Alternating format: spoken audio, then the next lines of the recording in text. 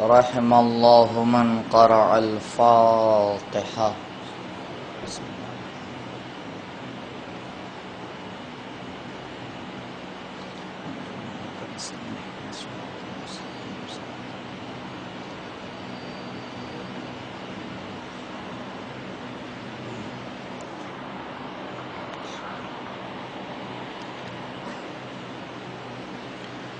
أعوذ بالله من الشيطان الرجيم.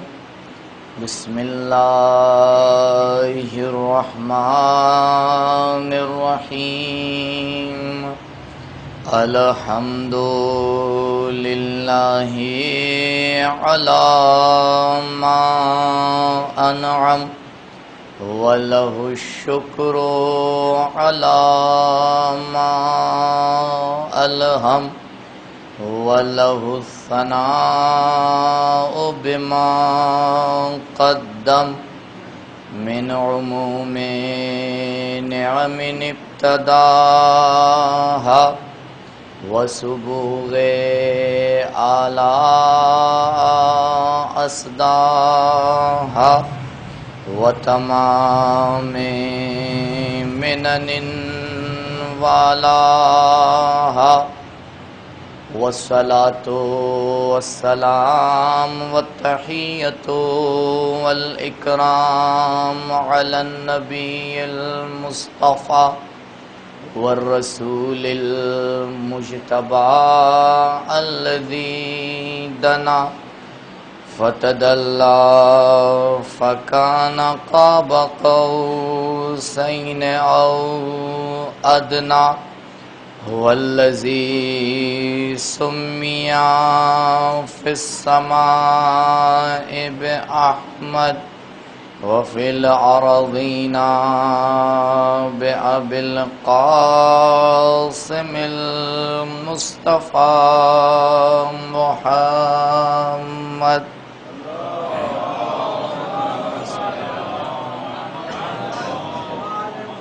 وعلى آله الأطيبين الأطهرين المعصومين المظلومين الذين أذهب الله عنهم الرجس وطهرهم تطهيرا.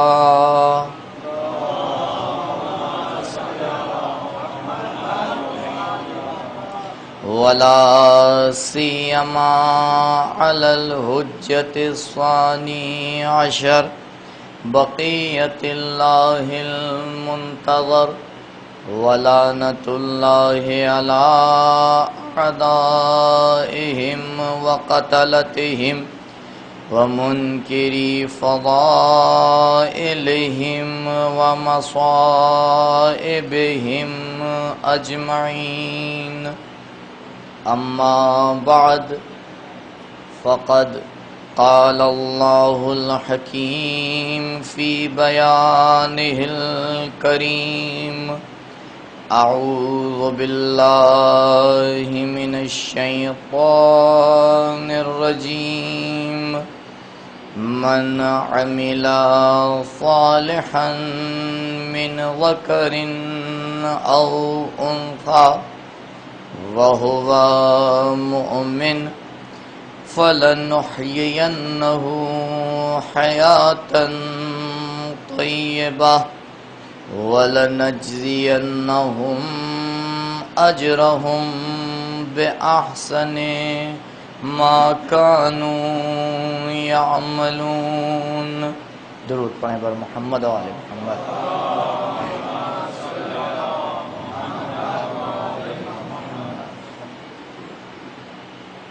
آج شب عاشور اور کل روز عاشور کے حوالے سے آج کی رات اور کل کے دن میں جو چیزیں مستحب ہیں اس کا میں ذکر کر رہا ہوں، یہی احکام شرعی کے طور پر. پہلی چیز جو مستحب ہے وہ ہے آج کی رات میں جاگنا اور اس رات کو عبادت اور عزاداری میں بسر کرنا۔ دوسری چیز جو آج کی رات میں ہے، بہت سی دعا کی کتابوں میں آپ کو نمازیں ملیں گی، جس میں سے آخر شب میں یعنی نماز صبح سے پہلے ایک 4 رکعت نماز ہے، نماز صبح کی طرح 2 رکعت کر کے، جس میں سورہ مبارک حمد کے بعد آیت الکرسی، قل هو اللہ احد، سورہ فلق اور سورہ ناس، یہ 4 سورے، ہر سورہ 10 مرتبہ 2 رکعت کر کے پڑھی جائے گی، اور جب نماز ختم ہو جائے تو 100 بار قل هو اللہ احد۔ اب اس میں سے اگر وہ کوئی بعد میں قل هو اللہ احد نہیں پڑھ سکتا تو یہ 4 رکعت نماز پڑھ لے، اور اگر کوئی تھکا ہوا ہے اور یہ اس طرح سے یہ 4 رکعت نماز نہیں پڑھ سکتا تو نماز صبح کی طرح نیت کر کے 4 رکعت پڑھ لے۔ کل کا جو دن ہے عاشور کا، اس میں چند چیزیں مستحب ہیں۔ پہلی چیز، اس دن فاقہ کرنا، یعنی روزے کی نیت نہ کر کے عصر تک کے انسان فاقہ کرے اور عصر کے وقت پانی سے اپنے اس فاقے کو توڑے۔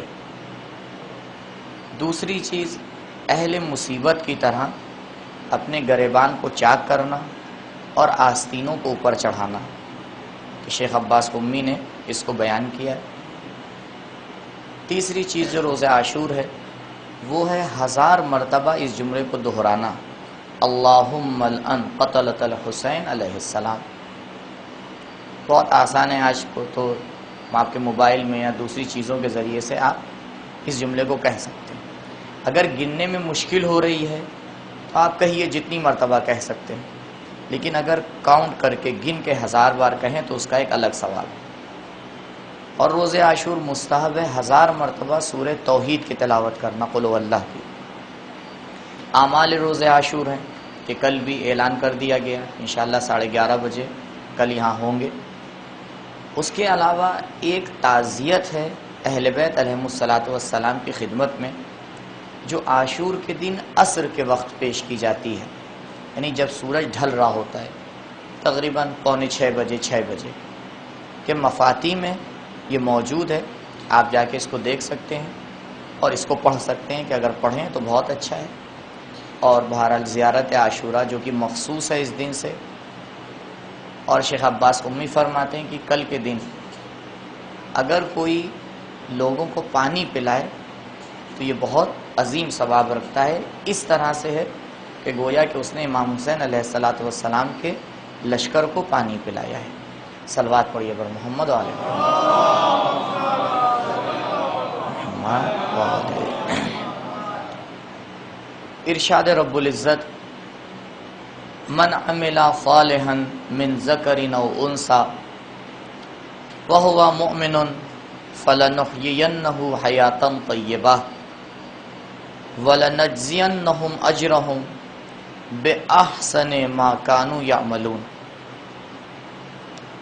ہر وہ انسان جو ایمان کے ساتھ عمل صالح بجا لائے، ہم اسے حیات طیبہ عطا کریں گے، وَلَنَجْزِيَنَّهُمْ، اور اس کو جزا دیں گے اس کے عمل سے بھی بہتر۔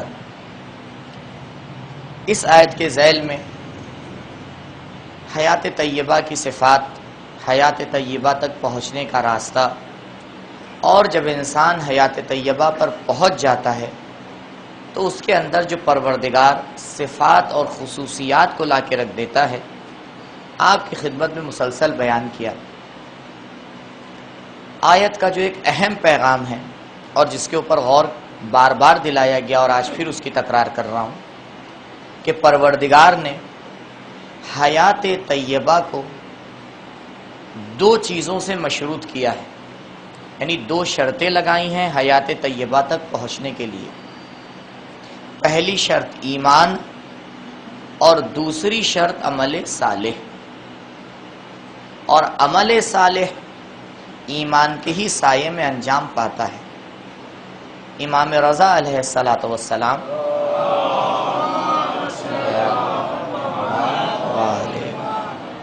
ایمان اور عمل صالح کے بارے میں فرماتے ہیں، کچھ خاص اصحاب موجود ہیں، حضرت فرماتے ہیں ان الانسان اذا علم عمل و اذا عمل علم، کہ دیکھو انسان اگر اپنے آپ کو علم کی طرف لے کے جاتا ہے، مراد علم سے وہی ایمان ہے، یعنی جب انسان جانتا ہے، کسی چیز کو سمجھتا ہے تو خود بخود وہ عمل کی طرف چلا جاتا ہے، یعنی یہ عمل نتیجہ ہوتا ہے انسان کے علم کا، نتیجہ ہوتا ہے اس کی جانکاری کا۔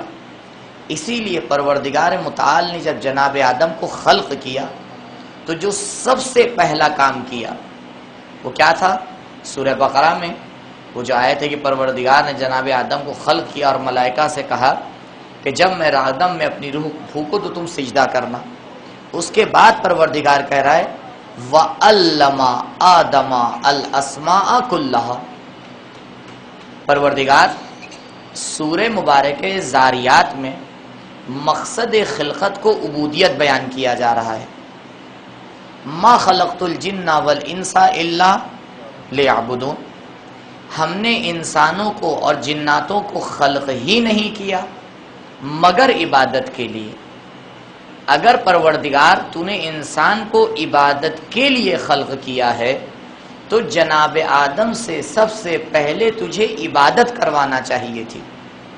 اگر مقصد خلقت عبادت ہے تو جناب آدم کو جب خلق کر دیا گیا تب پوچھا جائے گا بار الہ تو نے آدم کو کیوں خلق کیا؟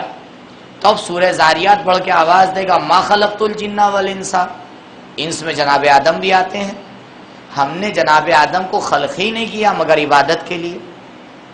لیکن قرآن گواہی دے رہا ہے کہ سب سے پہلا کام جو پروردگار نے جناب آدم کو خلق کرنے کے بعد کیا وہ تعلیم ہے، وَعَلَّمَ آدَمَ الْأَسْمَاءَ كُلَّهَا۔ کیوں؟ کیونکہ عبادت تو جناب آدم سے پہلے ملائکہ بھی کر رہے تھے، تقدیس اور تحلیل تو ملائکہ بھی کر رہے تھے، لیکن جس خاص چیز کے لیے آدم کو خلق کیا وہ تعلیم اسماء الہی ہے۔ اسی لیے سورہ مبارک ہجر کی آخری آیت کے اوپر غور فرمائیے، نبی سے پروردگار خطاب کر رہا ہے، اے نبی وَعْبُدْ رَبَّكَ۔ غور کیجئے گا اس آیت کے اوپر تاکہ جو سورہ ذاریات کی آیت ہے اس کا بھی جواب آپ کو مل جائے۔ اگر کسی مقصد میں بھی کوئی مقصد نکل آئے تو اس کا مطلب یہ ہے کہ پہلا مقصد آخری اور نہائی مقصد نہیں ہے۔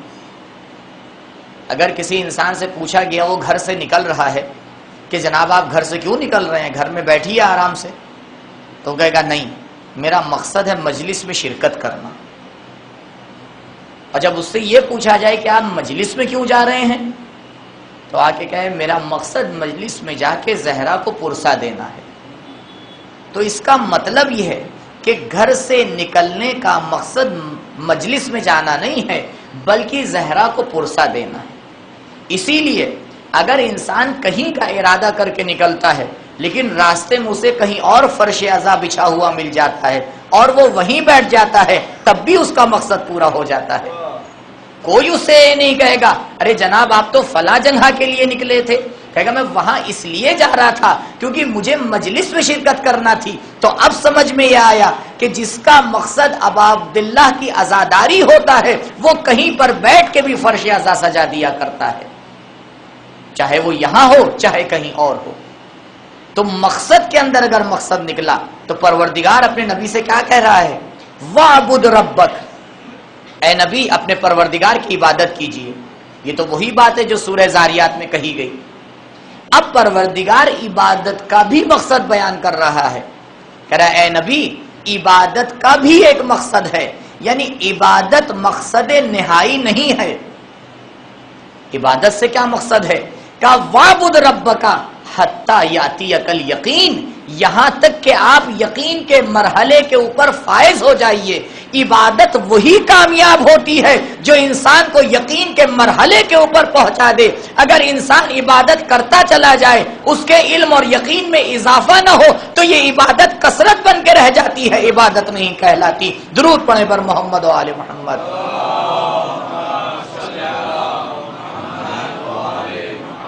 تو امام نے فرمایا کہ الانسان اذا علم عمل، انسان کو جب علم حاصل ہوتا ہے تو وہ عمل انجام دیتا ہے۔ عزیزوں، اگر کبھی عمل میں کوتاہی نظر آئے، اگر عمل میں کہیں سستی نظر آئے، اگر عمل کی اہمیت سے قدم پیچھے ہوئے ہٹتے نظر آئیں تو اپنے علم کے اوپر غور کیجئے گا، عمل پہ غور نہ کیجئے گا۔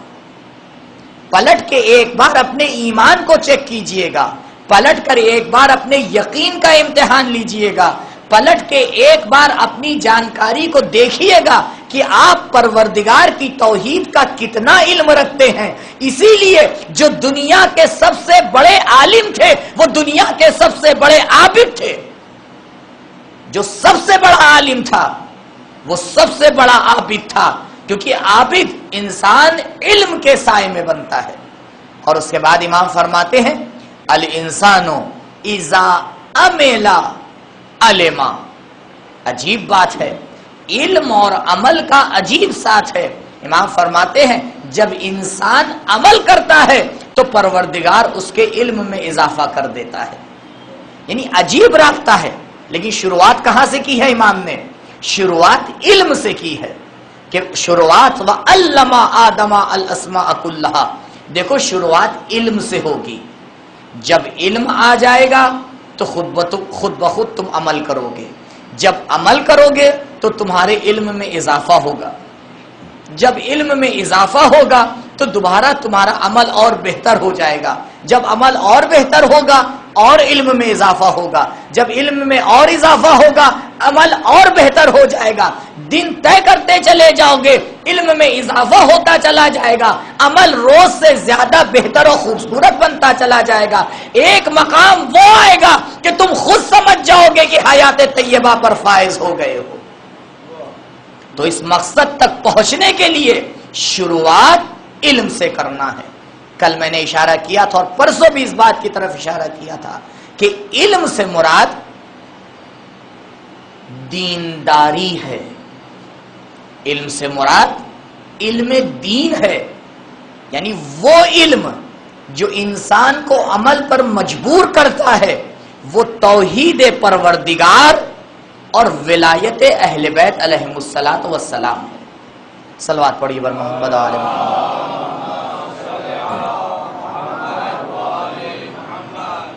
علم سے مراد یہ دو چیزیں ہیں، لہذا زیادہ سے زیادہ کوشش کرنا ہے کہ پروردگار کی توحید کو سیکھیں، زیادہ سے زیادہ کوشش کرنا ہے نبوت کو سیکھیں، قرآن کو سیکھیں، ولایت کو سیکھیں۔ یہ ہمارے اوپر فرض ہے، یہ دوسروں کے اوپر فرض نہیں ہے کہ آ کے ہمیں سکھائیں، یہ ہمارے اوپر فرض ہے کہ ہم جا کے سیکھیں۔ جب سیکھنے والے آگے بڑھیں گے تو سکھانے والے بھی خود بخود آگے بڑھیں گے۔ پروردگار پہلے دوا کو خلق کرتا ہے پھر بیماری بناتا ہے، تو جن کی ذمہ داری علم کو پہنچانا ہے پروردگار پہلے انہیں خلق کر چکا ہے، جن کی ذمہ داری علم سیکھنا ہے جب وہ آگے آتے ہیں تو سکھانے والا خود مل جاتا ہے۔ کیونکہ یہ بہت زیادہ سنا گیا ہے قبلہ کوئی بتانے والا ملتا ہی نہیں۔ آج کے زمانے میں یہ کہنا بڑی عجیب بات ہے، اور میں خود اس بات کا گواہ ہوں کہ جہاں سیکھنے والے تھے وہاں سکھانے والا ملا۔ تو عزیزوں، یہ علم اور عمل کا رابطہ ہے کہ جس کے سائے میں انسان ایک ایک اسٹیج کر کے حیات طیبہ تک پہنچتا ہے، اور جب حیات طیبہ تک پہنچتا ہے تو اس کے اندر کچھ آثار نظر آتے ہیں۔ 4 اثر آپ کی خدمت میں بیان کر چکا، آج 5واں اور 6واں، اور اگر وقت ہوا تو 7واں۔ ایک اور اثر جو حیات طیبہ کے سائے میں انسان کو ملتا ہے وہ ہے رحمت خاصہ پروردگار۔ سورہ مبارک حمد میں اور تمام سوروں کی شروعات میں ایک سورے کو چھوڑ کے بسم اللہ الرحمن الرحیم پروردگار کی رحمانیت کا ذکر ہوتا ہے، پروردگار کی رحیمیت کا ذکر ہوتا ہے۔ پروردگار رحمان کہہ دیتا کافی تھا، رحیم کہہ دیتا کافی تھا۔ دونوں لفظوں کا ذکر کرنے کی وجہ کیا ہے؟ شاید آواز آئے اس لیے کیونکہ پروردگار دو طرح کی رحمت رکھتا ہے۔ ایک رحمت رحمت رحمانیہ کہلاتی ہے اور دوسری رحمت رحمت رحیمیہ کہلاتی ہے۔ فرق کیا ہے دونوں میں؟ رحمت رحمانیہ ایک عام رحمت ہے کہ جس کے سائے میں پروردگار ہر انسان کو اپنی رحمت سے نوازتا ہے، چاہے وہ انسان گنہگار ہو یا خطا کار ہو۔ کیا وہ لوگ جو پروردگار کی عبادت نہیں کر رہے ہیں؟ میں ابھی بمبئی گیا تھا، واپس آ رہا تھا، عجیب منظر تھا راستے میں۔ ایک طرف عزاداری ہو رہی تھی، جب آگے بڑھا تو راستے میں دوسری طرف مورتی کی پوجا ہو رہی تھی۔ یہ رحمت رحمانیہ میرے ذہن میں آئی کہ عجیب ہے پروردگار کی رحمت، جو اس کے سامنے سجدہ کر رہا ہے اسے بھی اپنا رزق دے رہا ہے، جو مورتیوں کے سامنے سر جھکا رہا ہے اسے بھی اپنا رزق دے رہا ہے۔ عجیب بات ہے عزیزوں، بہت تعامل کی بات ہے اور جملہ بڑی ذمہ داری سے کہہ رہا ہوں۔ اس کی رحمت تو اتنی عظیم ہے کہ وہ شیطان کو بھی اپنے رحمت کے سائے میں لیے ہوئے ہے۔ اگر پروردگار کی رحمت شیطان کے شامل حال نہ ہو تو کیا شیطان کی سانس ایک لمحہ آگے بڑھ سکتی ہے؟ کبھی آپ نے اس پہ غور کیا؟ یہ جو ہم لوگ کبھی کبھی مایوس ہو جاتے ہیں، آپ نے دیکھا ہوگا بعض لوگ کوئی معاملہ کیا، بہت بڑا نقصان ہو گیا، پھر سے دوبارہ کھڑے ہوئے، کسی سے پیسہ قرض لیا، پھر شروع کیا، پھر فلاپ ہو گئے۔ اگر بہت زیادہ موحد ہوگا تو پھر بسم اللہ کہے گا یا اللہ کہے گا، پھر سے شروع کرے گا۔ اور اگر تیسری مرتبہ اسے نقصان ہو گیا، اب تو کوئی خاص ہی عظمت ہوگی جو اس کے ایمان کو روکے رکھے گی۔ پروردگار کیا تو نہیں دیکھ رہا ہے؟ نماز بھی پڑھی جا رہی ہے، روزہ بھی رکھا جا رہا ہے، عبادت بھی کی جا رہی ہے، پروردگار پھر بھی زندگی میں اتنی مشکلات کیوں دوسرے اینگل سے نہیں دیکھتا؟ پروردگار نے تجھے کتنا محترم سمجھا ہے کہ تین مرتبہ تیرا امتحان لے رہا ہے۔ امتحان ہر ایک کا نہیں لیا جاتا، پروردگار امتحان اس کا لیتا ہے جس کو خاص مقام کے اوپر پایا جاتا ہے۔ ہر انسان کو پروردگار نے توفیق نہیں دی وہ کربلا میں آ کے حسین کے ساتھ امتحان میں شریک ہو جائے۔ 72 کو اجازت دی گئی، پروردگار امتحان لے کے دیکھتا ہے کہ تو میری کس رحمت کے اندر شامل ہو رہا ہے۔ درود پڑھے پر محمد و آل محمد۔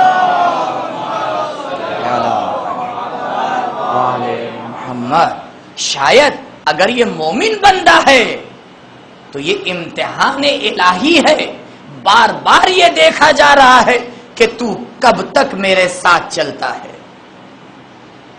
یا ایام عذاب عزاداری کے لیے آتے ہیں لیکن درس کے لیے بھی آتے ہیں۔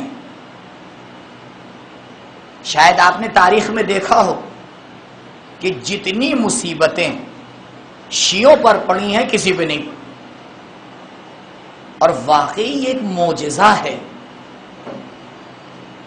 کہ جہاں پورا سسٹم، ایک انسان نہیں، پورا سسٹم ایک مذہب کے مخالف ہو جائے اور اس کے باوجود یہ مذہب پوری کائنات میں پھیلا ہوا نظر آئے۔ ہمیشہ سے ایسا ہی رہا اور آج بھی ایسا ہی ہے۔ اور کہیں ہم اس غلط فہمی کا شکار نہ ہو جائیں کہ نہیں آج یہ سسٹم نہیں ہے، نہیں آج بھی ہے، بس طریقہ کار بدل دیا گیا ہے، اسٹائل بدل دیا گیا ہے۔ پہلے دوسری طریقے سے عزاداری کو، شیعت کو ختم کرنے کی کوشش کی جاتی تھی، آج طریقہ کار دوسرا ہو گیا، اور یہ ہماری ذمہ داری ہے کہ ہم ان طریقے کو سمجھیں اور پہچانیں۔ عزیزو، یہ تاکید کی جاتی ہے کہ فرش عذاب بچھاؤ، اور روایات میں اتنی تاکید کی گئی ہے، اس کی وجہ یہی ہے کہ اس کے ذریعے سے تمہیں اپنے دین کو زندہ رکھنا ہے، تمہیں یہ دنیا والوں کو بتانا ہے کہ جو پروردگار کی عام رحمت ہے اس میں تو سب شامل ہیں، لیکن جو پروردگار کی خاص رحمت ہے وہ ہمارے اوپر ہے۔ خاص رحمت کی نشانی کیا ہوتی ہے؟ 2-4 نشانیوں پر غور کر لیجئے، جسے کہا جاتا ہے رحمت رحیمیہ۔ یہ رحمت رحیمیہ ہر ایک کے لیے نہیں ہوتی، یہ رحمت رحیمیہ پروردگار کے خاص بندوں کے لیے ہوتی ہے۔ یہ ان بندوں کے لیے ہوتی ہے کہ جو حیات طیبہ پانے کی کوشش کرتے ہیں، یہ ان بندوں کے لیے ہوتی ہے جو حیات طیبہ کے اوپر فائز ہوتے ہیں۔ عجیب بات ہے، جناب سلمان اور جناب ابوذر دونوں، جناب ابوذر ایک دم سے پہنچتے ہیں جناب سلمان کے پاس۔ سلمان، مہمان نہیں چاہیے؟ سلمان نے بلایا، بالکل آئیے تشریف لائیے۔ کیا سلمان کھانے کا وقت ہے؟ جناب سلمان نے دسترخوان کھولا اور اس میں ایک روٹی موجود تھی۔ جناب ابوذر نے کہا کتنا اچھا ہوتا کہ اس روٹی کے ساتھ نمک بھی ہوتا۔ تمنائیں دیکھیے، یعنی جناب ابوذر نے نمک کی تمنا کو ایک بہت عظیم تمنا سمجھا تھا، اور آج اگر ہم دسترخوان بچھاتے ہیں تو آپ خود دیکھ لیے کہ اس کی حالت کیا ہوتی ہے، کیونکہ اہل اللہ کا دسترخوان اور ہوتا ہے، دنیا داروں کا دسترخوان اور ہوتا ہے۔ اہل اللہ کا دسترخوان ذکر الہی ہوتا ہے، وہ اس لیے اس مادی کھانے کی طرف جاتے ہیں تاکہ پروردگار کی عبادت کر سکیں۔ جینا عبادت کے لیے ہوتا ہے، کھانے کے لیے نہیں۔ جناب سلمان کچھ نہیں بولے، اٹھے، کوزہ رکھا ہوا تھا لے کے گئے، کوزے کو گروی رکھا، نمک لیا، آئے اور دونوں نے کھانا کھایا۔ جب کھا چکے تو جناب ابوذر نے جملہ کہا پروردگار کا شکر کہ اس نے ہمیں قانے عبد بنایا، اس نے ہمیں ایسا بندہ بنایا کہ ہم قناعت کریں۔ اب جناب سلمان کو بولنا ضروری سمجھا، کہا ابوذر صحیح بات نہیں کہی، اگر ہم نے قناعت کی ہوتی تو میرا کوزہ گروی نہ رکھا گیا ہوتا۔ کل جناب سلمان کا کوزہ گروی رکھا جا رہا تھا، آج ہمارا ایمان گروی رکھا جاتا ہے۔ بس عزیزو فرق یہی ہے، اگر ابوذر کی زندگی ہوتی ہے تو کبھی کبھی انسان قناعت کے دائرے پہ ڈگمگاتا ہوا نظر آتا ہے، لیکن جب سلمان کی زندگی ہوتی ہے تو منا اہل البیت کا درجہ پاتا ہے، ہر قدم اہل بیت کے راستے میں نظر آتا ہے۔ رحمت رحمانیہ نہیں ہوتی، رحمت رحیمیہ پر فائز ہوتا ہے۔ درود پڑھیں بر محمد و آل محمد۔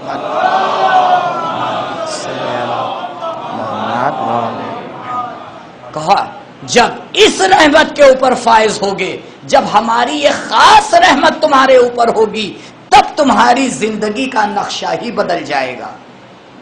اور نقشہ اگر بدلتا ہوا دیکھنا ہے تو کربلا والوں میں دیکھنا۔ آپ نے یہ روایت کتنی زیادہ سنی ہوگی، شب عاشور اصحاب ایک دوسرے سے مزاح کر رہے تھے۔ کسی نے آگے بڑھ کے ایک صحابی سے کہا کہ آج شب عاشور کوئی مزاح کا دن ہے؟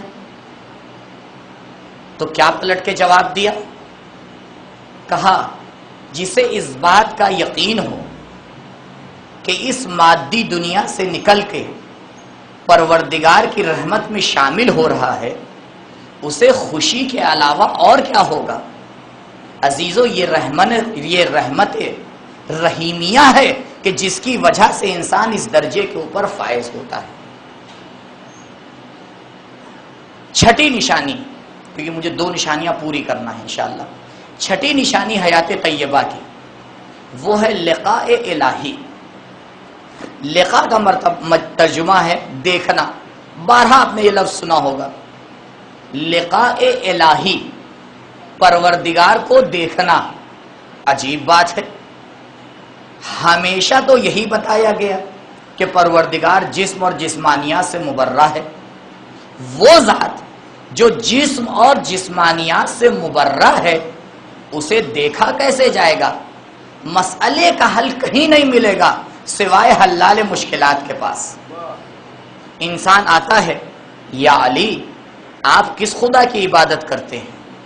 جواب دیا، اس خدا کی عبادت کرتا ہوں جس کو میں نے دیکھا ہے۔ کہا یا علی خدا کو کیسے دیکھا جاتا ہے؟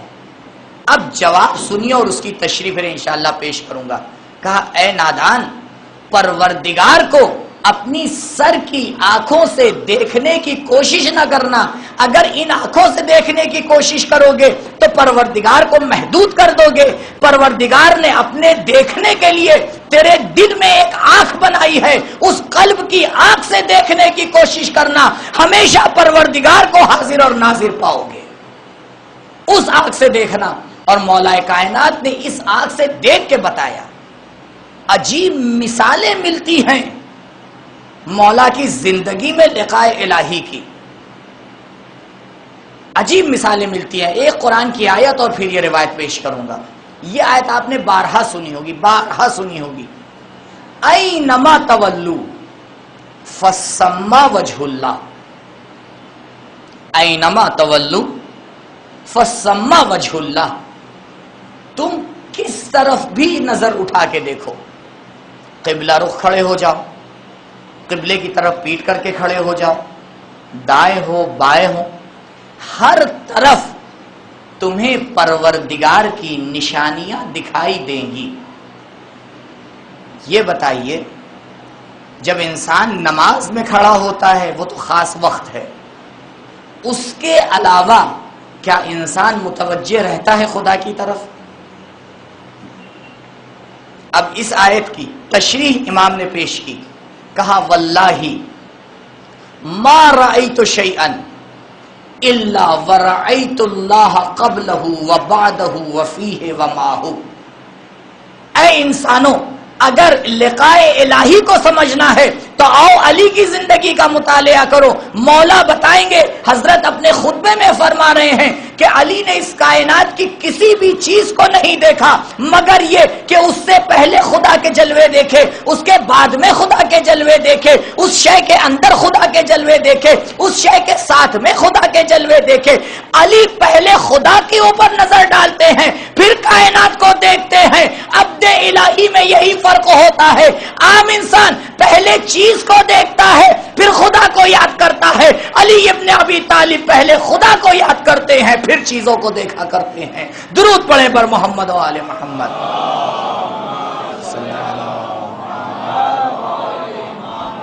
یہ لقاء الہی ہے کہ جب انسان حیات طیبہ کے اوپر پہنچتا ہے تب اس منزل کے اوپر آتا ہے۔ امام حسین علیہ السلام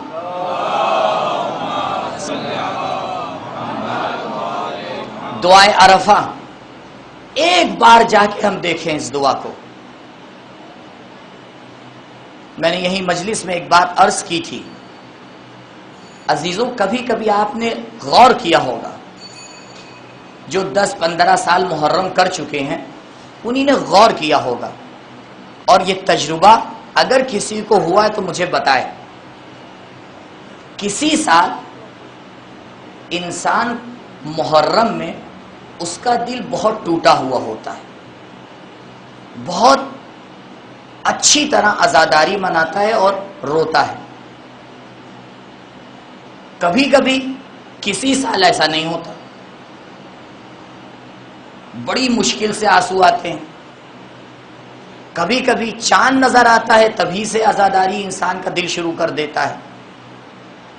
کبھی کبھی 10ویں تک آ جاتا ہے وہ حالت پیدا نہیں ہوتی۔ محرم تو وہی محرم ہے کبھی ہم نے غور کیا ایسا کیوں ہوتا ہے؟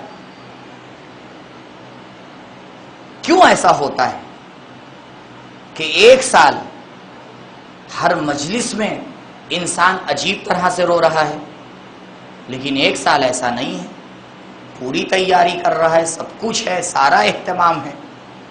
کیا اس کے پیچھے وجہ ہے؟ مسئلہ یہ ہے، دیکھیے اس بات کو ہم نے سنا ہے ممبروں سے، لیکن اپنے دل میں شاید نہیں اتارا ہے، وہ یہ کہ عزاداری عبادت ہے۔ یہ اتنا سچا جملہ ہے کہ جب تک یہ دلوں کی گہرائی میں نہیں اترے گا مسئلہ حل ہونے والا نہیں ہے۔ میں موضوع سے نہیں ہٹاؤں، نتیجہ جو لوں گا وہی لقاء الہی ہے، لیکن بس نتیجے تک پہنچنے میں تھوڑا ٹائم لگے گا۔ کیوں ایسا ہوتا ہے؟ کبھی کبھی عبادت میں بھی ایسا ہی ہوتا ہے، کبھی انسان نماز صبح پڑھنے کے لیے کھڑا ہوتا ہے، دل ہی نہیں چاہتا، سوچتا ہے پروردگار کیوں 2 رکعت واجب کی، زیادہ واجب کر دی ہوتی۔ اور کبھی کبھی گولڈن نماز پڑھتا ہے۔ یہ گولڈن نماز جانتے ہیں آپ؟ ہاں، جب سورج نکل رہا ہوتا ہے تو آسمان گولڈن ہو جاتا ہے، تو یہ گولڈن نماز ہوتی ہے۔ بعض اوقات ایک نماز ہوتی ہے اول وقت اور ایک یہ نماز ہوتی ہے۔ تو کیوں ایسا ہوتا ہے؟ لیٹا ہوا ہے انسان، اٹھ چکا ہے، لیکن بستر کے اوپر کروٹ لے رہا ہے۔ 1 گھنٹہ 10 منٹ ہے، پڑھ لیں گے۔ ہم نے غور کیا ایسا ہوتا کیوں ہے؟ بھئی جب تک ہم اس کی وجہ کو تلاش نہیں کریں گے تب تک ہم ترقی کیسے کریں گے؟ اگر انسان اپنی تجارت میں نقصان اٹھاتا ہے، فوراً جا کے چیک کرتا ہے گڑبڑ کہاں پر ہوئی تھی۔ اور عزیزوں بہت یقین سے کہہ رہا ہوں، اگر کسی انسان کے ساتھ ایک بار تجارت کر کے آپ کو یہ تجربہ ہو جائے کہ یہ اس لائق نہیں ہے، آپ زندگی بھر دوبارہ اس کے ساتھ معاملہ نہیں کرتے۔ عجیب بات ہے، ہم اس بات کو تلاش ہی نہیں کرتے کہ ہماری عبادتیں کیوں اس طرح سے ہو رہی ہیں، تاکہ وہ کام ترک کر دیا جائے، عبادت رنگین بن جائے۔ جب تک یہ مرحلہ حاصل نہیں ہوگا حیات طیبہ تک نہیں پہنچ پائیں گے۔ کسی صاحب نے مجھ تک پیغام پہنچایا کہ قبلہ آپ حیات طیبہ پڑھ رہے ہیں، پبلک نماز واجب نہیں پڑھتی۔ تو میں قبلہ یہ آپ کو پتا ہے، ہمیں بھی پتا ہے، اور ہمارے پاس بھی اتنا وقت نہیں ہے کہ ہم ایسا ٹاپک لے کے بیٹھ جائیں، لیکن مسئلہ کچھ اور ہے۔ مسئلہ یہ ہے، جو بچے نہیں پڑھتے ہیں ان سے یہ نہیں کہا جاتا دیکھو پڑوسی کا بچہ پاس ہو گیا، ان سے یہ کہا جاتا ہے فلاں 100% لے کے آیا ہے، تب جا کے وہ تھوڑا سا ہلتا ہے۔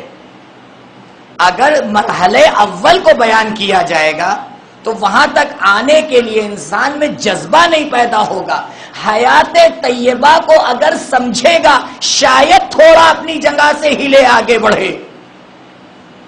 اصل مقصد یہ ہے، اسی لیے پروردگار نے ایسی ہستیاں بھیجی جو کائنات میں سب سے زیادہ قابل تھی۔ پروردگار بھی ناقص بھیج سکتا تھا، کہا نہیں، ایسی ہستیوں کو بھیجوں گا کہ ان کو دیکھ کے خود جذبہ عبادت پیدا ہو جائے گا۔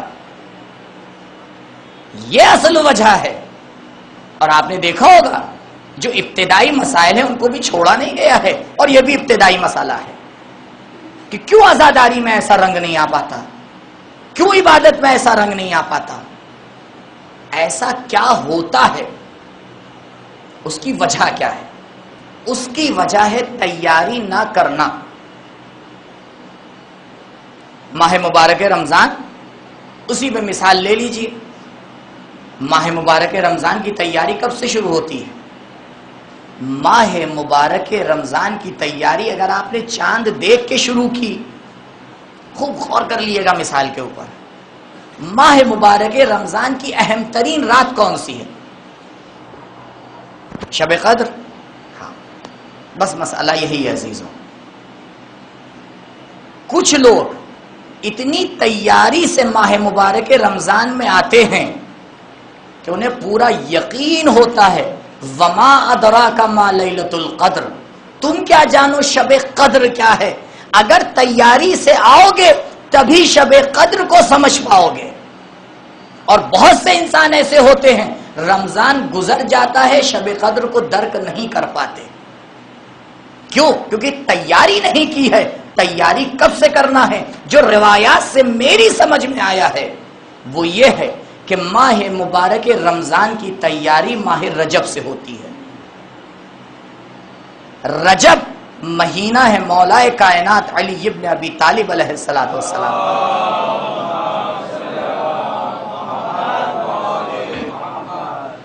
اور شعبان کس کا مہینہ ہے؟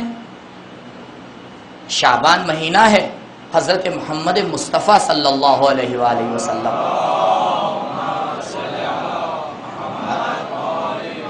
اور رمضان مہینہ ہے پروردگار متعال کا. حدیث بارہا آپ نے سنی ہے، انا مدینۃ العلم وعلی بابھا. دیکھو بغیر میرے تم خدا تک نہیں پہنچ سکتے. اگر کوئی رسول اللہ کو چھوڑ کر اللہ تک پہنچنا چاہ رہا ہے یہ ممکن ہی نہیں ہے. اگر اللہ تک پہنچنا ہے تو رسول اللہ کے ذریعے ہی پہنچو گے. اور رسول نے عجیب شرط لگا دی ہے، اگر رسول تک پہنچنا ہے تو علی کے ذریعے سے پہنچو گے. رجب علی کا مہینہ ہے، شعبان میرا مہینہ ہے، رمضان خدا کا مہینہ ہے. پہلے باب ولایت سے آنا پھر رسالت پہ داخل ہونا تب اللہ تک پہنچو گے. شب قدر سمجھ میں آئے گی. درود پڑھیں پر محمد و آل محمد. یا علی محمد و آل محمد صلوات. اللہم صلی علی محمد و آل محمد. یہ ممکن ہی نہیں ہے کہ انسان ولایت کو چھوڑے پڑا ہے اور یہ سوچ رہا ہے کہ رسالت سمجھ میں آ جائے گی. رسالت کو چھوڑے پڑا ہے یہ سمجھ رہا ہے کہ توحید سمجھ میں آ جائے گی. ممکن ہی نہیں ہے، کیونکہ پروردگار نے اپنا پہنچنے کے دو راستے نہیں بنائے ہیں، ایک ہی راستہ بنایا ہے. ایک راستہ ہے اور اس راستے کی شروعات ولایت سے ہوتی ہے. انا مدینۃ العلم اس بات کی گواہی ہے کہ رسول تک بغیر علی کے پہنچنا ناممکن ہے. تو عزیزوں یہ عبادت کا مرحلہ. اب آئیے عزاداری کے اوپر. جیسی عبادت ہے وہی عزاداری ہے، کوئی الگ چیز نہیں ہے. عبادت کے بہت سے پہلو ہیں، ایک نماز ہے ایک عزاداری ہے. محرم کی شروعات کب سے ہوتی ہے؟ اگر اس محرم میں ہمیں سچا عزادار بننا ہے تو ہمیں کب سے شروعات کرنا ہے؟ جہاں تک میری سمجھ میں آیا، میں نہیں کہہ رہا ہوں بات صحیح ہے، نہیں، میں اپنے ناقص علم کی بنا پر کہہ رہا ہوں، ہو سکتا ہے کسی اور کو اس سے بہتر سمجھ میں آیا ہو. شاید محرم کی تیاری روز عرفہ سے ہوتی ہے. روز عرفہ جس میں دعائے امام حسین علیہ السلام ہے.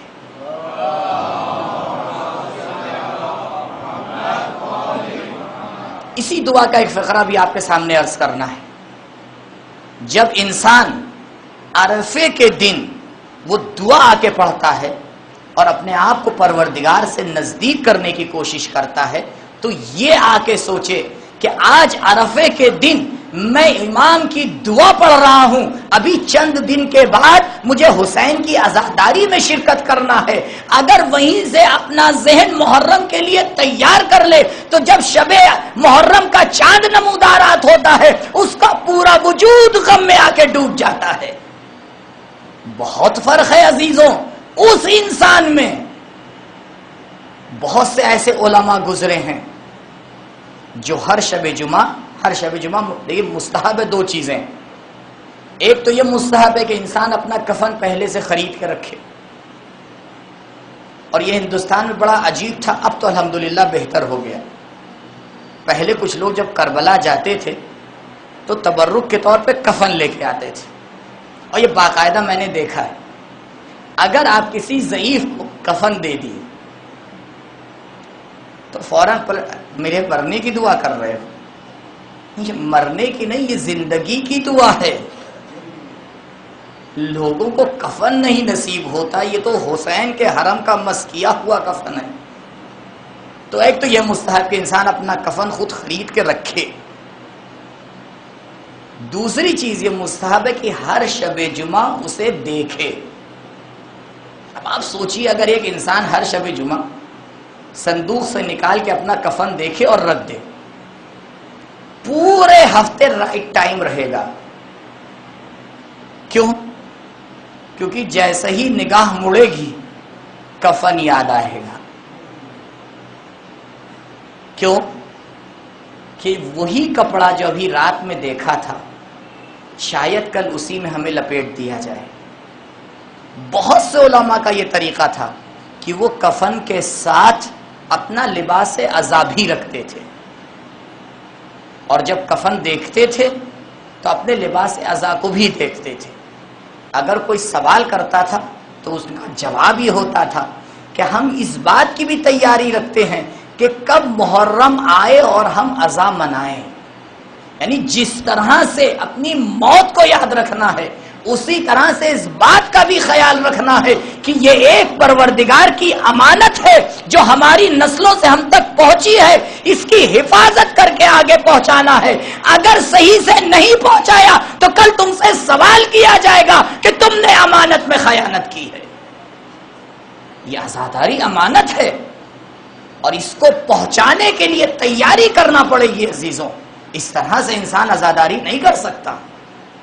روز عرفہ سے شروع کرتا ہے، اور عجیب بات ہے پروردگار نے دونوں کے بیچ میں آ کے غدیر کو رکھا، کہا دیکھو عرفے کے دن توحید کے اوپر کام کرنا، اور جب غدیر آئے تو ولایت کا امتحان لینا، اور یہ سمجھ لینا کہ اسی ولایت کو بچانے کے لیے حسین خاندان کو لے کے کربلا میں آ گئے۔ اگر ولایت کے اوپر کہیں حرف آ جائے تو حسین کی طرح کفن باندھ کر نکل پڑنا۔ درود پڑھے بر محمد و آل محمد۔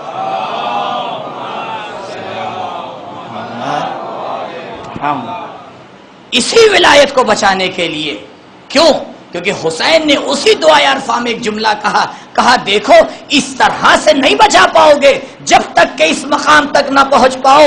الہی کفا بعزن، یہ امام علی علیہ السلام نے کہا، لیکن اسی سے ملتا جلتا جملہ امام نے دعائے عرفہ میں کہا پروردگارا ماذا فقدا من وجدک و ما وجدا من فقدک۔ اے میرے خدا اگر کسی نے تجھے پا لیا تو اس نے کیا کھو دیا، اگر کسی کو پوری کائنات مل گئی لیکن تو نہ ملا تو اس نے کیا پا دیا۔ کہا دیکھو تمہاری انتہا یہ ہے کہ خدا کی رویت کر لو، لقاء الہی کے اوپر آ جاؤ، حسین کی طرح پروردگار کو دیکھو۔ درود پڑھے بر محمد و آل محمد۔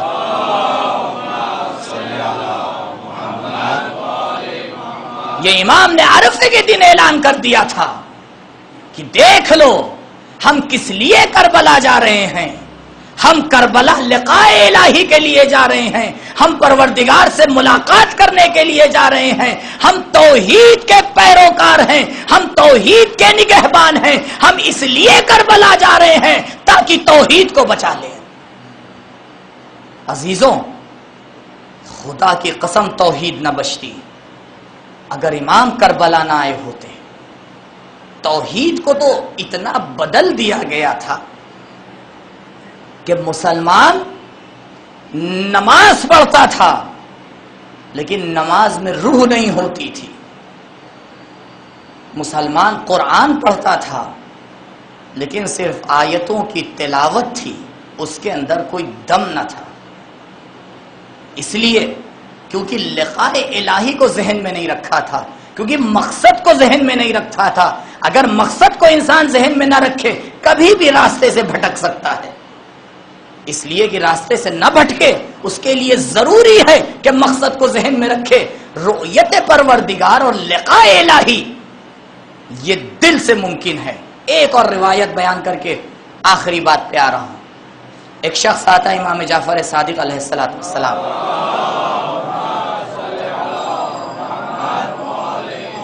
مولا کس طرح سے خدا کو احساس کریں؟ کتنا عجیب سوال کیا تھا۔ میں اس کے جملے کو بدل دے رہا ہوں تاکہ آپ سمجھ جائیں۔ مولا کس طرح سے خدا کو دیکھیں، کس طرح سے دیکھیں، یہ لقاء الہی کیسے حاصل ہوگی؟ مولا نے ایک مثال دی کہا کبھی کشتی میں سوار ہوئے ہو؟ کہا ہاں۔ کہا کبھی ایسا ہوا ہے کہ کشتی مجھدھار میں پھنس جائے؟ کہا ہاں مولا ایک بار ایسا زندگی میں ہوا ہے۔ کہا تمہیں یقین ہو گیا تھا کہ کوئی بچانے والا نہیں ہے، کشتی ڈوب ہی جائے گی؟ کہا ہاں مولا ایسی سچویشن ہو گئی تھی کہ یقین ہو گیا تھا کہ کشتی ڈوب جائے گی اور ہم مر جائیں گے۔ کہا یہ بتاؤ اس وقت تمہارے دل میں یہ احساس اٹھا کہ کوئی طاقت ہے جو مجھے اس مجھدھار سے نکال سکتی ہے؟ کہا ہاں مولا ذہن میں ایک خیال آیا تھا کہ جب دنیا اپنے ہاتھ روک لیتی ہے، جب پوری کائنات کی طاقتیں ختم ہو جاتی ہیں، جب تمام مشینریاں کام کرنا بند کر دیتی ہیں، جب نیچرل حالت میں انسان یہ سمجھتا ہے کہ اب ہر چیز ختم ہو چکی ہے، تو اگر اللہ والا ہوتا ہے تو دل سے ایک آواز اٹھتی ہے کہ تیرا بھروسہ کس پر ہے؟ اللہ پہ بھروسہ کر لے، ہر حالت میں پروردگار تجھے بچا سکتا ہے۔ اسے اللہ کو دیکھنا کہتے ہیں، یہی رویت الہی ہے۔ درود پڑھے پر محمد و آل محمد۔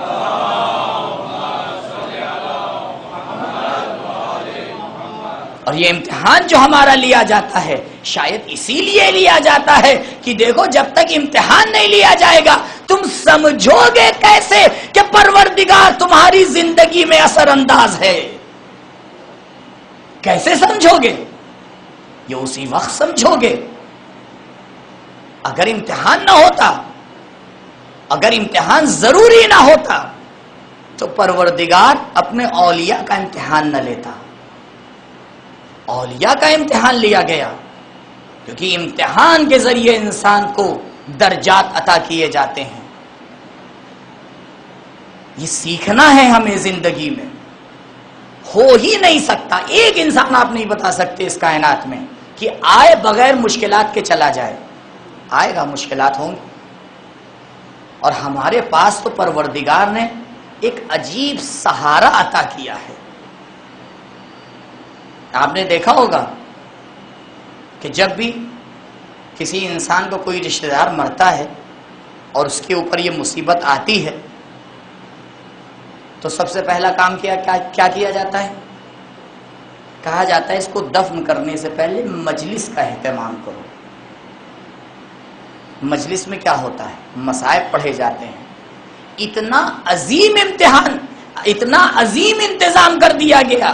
کہا دیکھو کربلا تمہیں درس امتحان سکھاتی ہے، کربلا سے سیکھ لینا کہ کس طرح سے امتحان پروردگار میں کامیاب ہوا جاتا ہے، اور جب اس میں کامیاب ہوگے تو نتیجہ لقائے الہی ہے۔ آخری خصوصیت، اور جس خصوصیت کو مجھے مصائب سے ربط دینا ہے،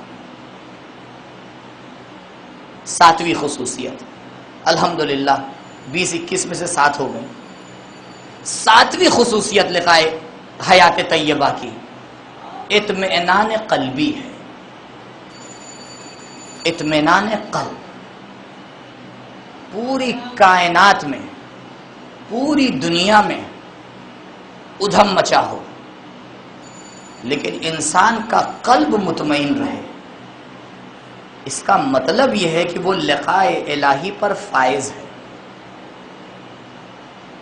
آپ اصحاب کی زندگی میں دیکھ لیجئے،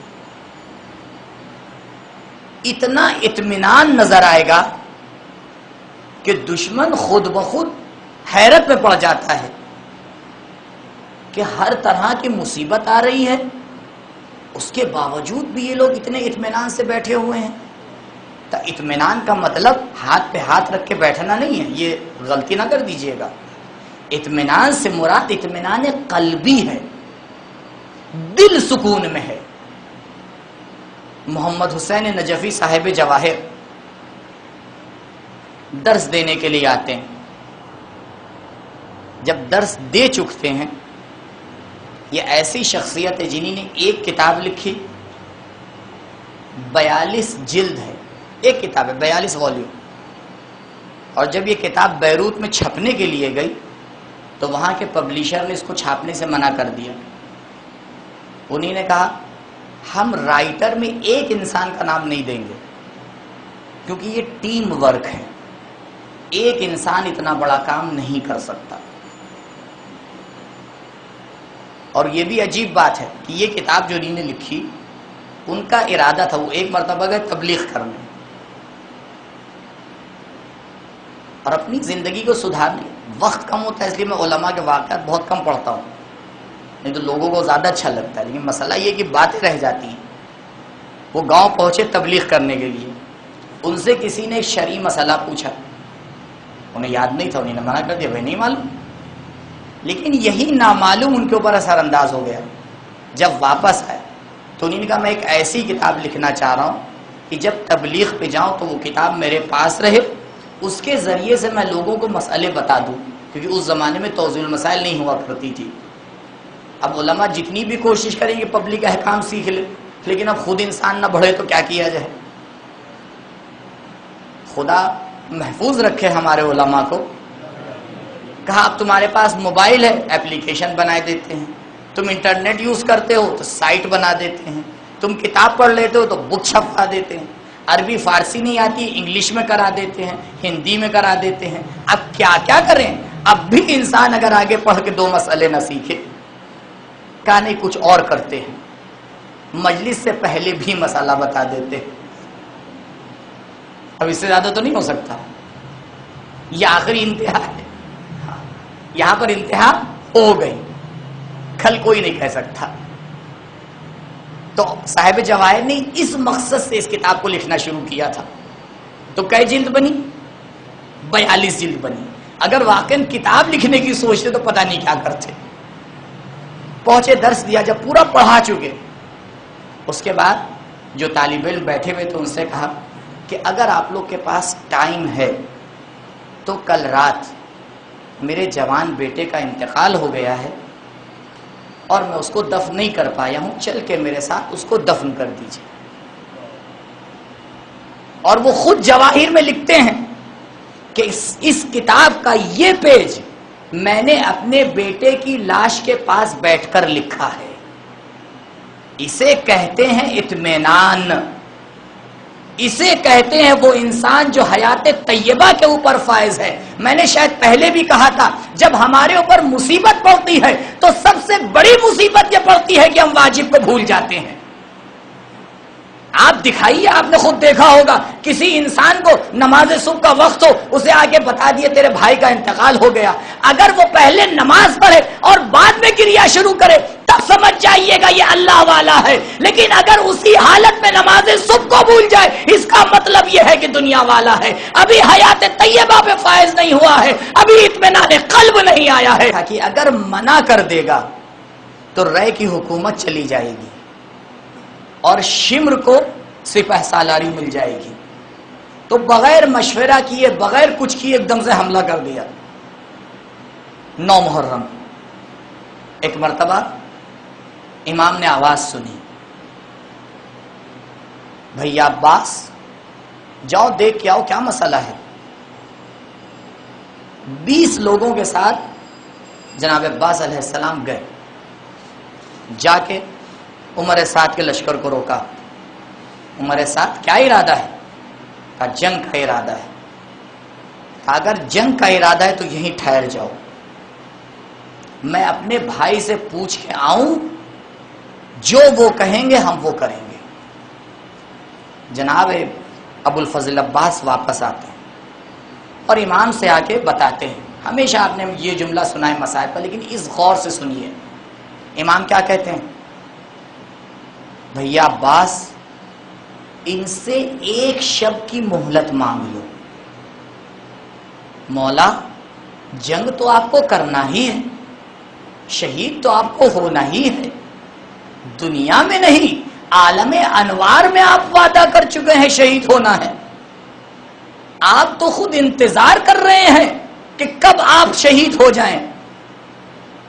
آپ کو تو خود شہادت کی طرف جانا ہے، آپ تو خود چل کے آئے ہیں. ہاں کوفے والوں نے بلایا تھا، ظاہری طور پر دعوت کوفی ہے لیکن باطنی طور پر ارادہ امام حسین ہے. امام نے اس سوال کا جواب دے دیا. کہا جاؤ اس لشکر سے کہہ دو کہ انی احب الصلاۃ، انی احب تلاوت القرآن و ذکر اللہ. ان سے جا کے کہہ دو حسین کو عبادت سے محبت ہے، حسین کو نماز سے محبت ہے، حسین کو تلاوت قرآن سے محبت ہے، حسین کو ذکر الہی سے محبت ہے. اب اگر دنیا میں حسین کو شہید ہی ہونا ہے تو ایک رات اور حسین اللہ کی عبادت کر لے. عجیب بات ہے، تمام مقاتل نے اس جملے کو لکھا، ہر مقتل نے لکھا، اور عجیب جملہ ہے. کیا جملہ؟ ما بینا راکعن و ساجد لہم دوی کا دوی النحل. عزیزو اطمینان دیکھیے، جائیے ان لوگوں سے پوچھئے کہ جن کو سزائے موت ہوتی ہے، اور یہ میں خود نہیں کہہ رہا ہوں، یہ ڈاکٹروں کا کہنا ہے، 70% لوگ پھانسی کے پندے پر ڈلنے کے بعد اس سے پہلے کی موت آئے ہارٹ اٹیک سے مر جاتے ہیں. کیوں؟ اطمینان. آئیے کربلا میں حسین کا اطمینان دیکھیے. شب عاشور ہے عزیزوں، اسی طرح کی ایک شب رہی ہوگی. خیمے میں اصحاب حسین عبادت میں مشغول ہے. راوی کہتا ہے لہم دوی کا دوی النحل، حسین کے خیمے سے، حسین کے اصحاب کے خیمے سے اس طرح سے آواز آ رہی تھی جیسے مدھو مکھی بھن بھناتی ہو. کوئی رکوع کی حالت میں تھا، کوئی سجدے کی حالت میں تھا، کوئی قرآن کی تلاوت کر رہا تھا. ارے میں کہوں گا اے اصحاب حسینی، ارے ہماری جانیں تم پر قربان ہو جائے، کتنے اطمینان سے عبادت الہی کر رہے ہو. ارے بس ایک رات کی مہلت ہے، ارے صبح نمودار ہوگی. انا للہ و انا الیہ راجعون. ایک مرتبہ جناب حبیب باہر نکلتے ہیں اور جناب زینب سلام اللہ علیہ کے خیمے کے پاس سے گزرتے ہیں. خیمے کے پاس سے گزر رہے ہیں، شہزادی ہیں، بھائی کے ساتھ کچھ گفتگو کر رہی ہے. ایک مرتبہ جناب حبیب کے کان میں آواز آتی ہے کہ شہزادی نے بھائی سے سوال کیا، بھیا ان اصحاب کو جانتے ہو، ان اصحاب کا امتحان لے لیا ہے، کہیں ایسا نہ ہو کہ کل جب ہم نرغہ عادا میں گرے تو یہ اصحاب آپ کو چھوڑ کے چلے جائیں. ارے یہ کان حبیب کے، یہ آواز حبیب کے کان میں پہنچی. ایک مرتبہ خیام میں گئے، جیسے ہی پہنچے تمام لوگ جمع ہو گئے. ایک مرتبہ جناب حبیب نے کہا اے بنی ہاشم جاؤ، ہمیں تم سے کوئی کام نہیں ہے. اصحاب اور انصار کو جمع کیا، اے اصحاب حسینی، ارے تم عبادت میں مشغول ہو، تمہاری وفا پہ زینب کو یقین نہیں ہے. ایک مرتبہ حبیب نے واقعہ سنایا، انصار خیام سے نکلے، زینب کے خیمے کے آگے جمع ہوئے. شہزادی ارے آپ کیا کہہ رہی ہے؟ اگر آپ حکم کرے تو ابھی اپنی گردنوں کو کاٹ دے. ہاں عزیزوں، ایک مرتبہ جب جناب زینب نے یہ دیکھا، ان کے لیے دعا کی، لیکن ہائے یہ اصحاب، ارے کل حسین آواز دیں گے، حل من ناصری ینصرنا، حل من مغیثی یغیثنا، حل من یعین معیننا. ارے کوئی ہے جو حسین کی مدد کرے. ارے اصحاب حسینی تم کہاں ہوگے جب حسین زید سے زمین پر آئے گا؟ جزاکم ربکم خیر الجزا. ہاں عزیزو، شب عاشور ہے، زہرا کو پرسا دے لیجئے. آج کی وہ رات ہے جو حسین آخری مہمان ہے، کل یہ مہمان خدا حافظ کہہ کے چلا جائے گا. ہاں عزیزو، کل زہرا کا برا گھر لٹ جائے گا. ارے کل علی اکبر کے سینے میں برچی لگے گی، کل قاسم کا لاشا پامال ہو جائے گا. ارے عباس کے بازو قلم ہو گے. نہیں عزیزو، ارے کل وہ دن آنے والا ہے جب ششمال اصغر. جزاکم ربکم خیر الجزا. شاید کربلا میں ایک عجیب واقعہ ہے. عجیب واقعہ ہے، کربلا میں جو جتنے بعد میں شہید ہوا ہے اس کا مقام اتنا زیادہ ہے۔ کیوں؟ کیونکہ جو پہلے شہید ہو گیا اس نے مصیبتیں کم اٹھائیں۔ جو پہلے اصحاب پہلے شہید ہو گئے، اصحاب نے عباس کے بازو قلم ہوتے ہوئے نہیں دیکھا، عباس نے علی اکبر کی برچھی نہیں دیکھی، اصحاب نے قاسم کا پامال لاشا نہیں دیکھا۔ جو جتنے بعد میں شہید ہوا اس کی مصیبت اتنی زیادہ ہے، اس نے پیاس کو اتنا زیادہ ہی برداشت کیا ہے۔ ارے ہماری جانیں قربان ہو جائے اگر اس فلسفے سے دیکھا جائے، علی اصغر سب سے زیادہ بہادر ہے۔ ارے یہ ننھا مجاہد سب سے زیادہ بہادر ہے، اس نے کربلا میں سب سے زیادہ صبر کیا۔ ارے آخری شہید ہے، حسین لے کے آتے ہیں، حسین نے کسی جنازے کو دفن نہیں کیا لیکن ایک ننھا جنازہ ہے، حسین پشت خیمہ پہ جاتے ہیں، قبر کھودتے ہیں، علی اصغر کو دفن کرتے ہیں۔ ارے عزیزوں مستحب ہے کہ جب لاش کو دفن کیا جائے تو اس پر پانی ڈالا جائے۔ ارے حسین پانی کہاں سے لاتے؟ اپنے اشکوں سے قبر کو پانی دیا۔ جزاکم ربکم خیر الجزا۔ عزیزوں بس حسین کی شہادت کا ایک رخ پیش کرنا ہے۔ حمید ابن مسلم کہتا ہے کہ دو لوگ اس طرح سے رخصت ہوئے کہ کوئی اس طرح سے رخصت نہ ہوا، ایک جناب علی اکبر ہے، دوسرے امام حسین علیہ السلام ہے۔ امام آتے ہیں، سلام کرتے ہیں، یا زینب ام کلثوم، یا رقیہ و سکینہ علیکن منی السلام۔ ارے بیویاں جمع ہو جاتی ہے، ارے مولا آپ بھی جا رہے ہیں۔ مقتل میں ملتا ہے کہ حسین جب تیار ہو جاتے ہیں، ایک مرتبہ خیمے سے باہر نکلے، عجیب منظر ہے، بہن در خیمہ پہ کھڑی ہوئی ہے، بھائی کو الوداع کر رہی ہے، حسین خدا حافظ۔ رہوار آگے بڑھتا ہے، چند قدم آگے بڑھ کے رک جاتا ہے، عجیب منزل ہے۔ امام ایک مرتبہ رہوار سے مخاطب ہوتے ہیں، اے اسب با وفا، ارے یہ آخری سواری ہے، ارے حسین کو میدان میں لے چل، اب اس کے بعد کوئی شہید ہونے نہیں آئے گا۔ ایک مرتبہ ذوالجناح زمین کی طرف اشارہ کرتا ہے، حسین نے عجیب منظر دیکھا، ارے ایک بچی ہے جو سمیں اسبا سے لکھتی ہے، بین کر رہی ہے، اے میرے بابا کے گھوڑے، میرے بابا کو کہاں لے جا رہا ہے؟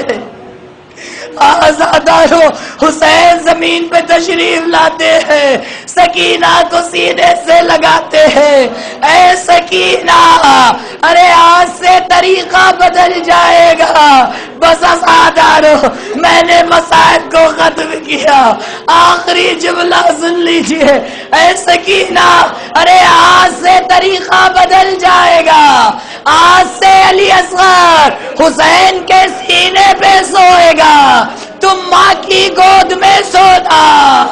ہائے سکینہ، ارے سکینہ، علی اصغر کو حسین کا سینہ مل گیا، علی اصغر آج بھی حسین کے سینے پر سو رہا ہے، لیکن سکینہ کو ماں کی آغوش نہ ملی، شمر کا تماچا ملا، جلا دامن ملا، گوشوارے چھینے گئے۔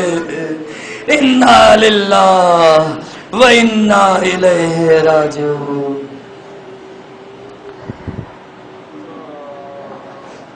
سیعلم الذین ظلموا ای منقلب ینقلبون۔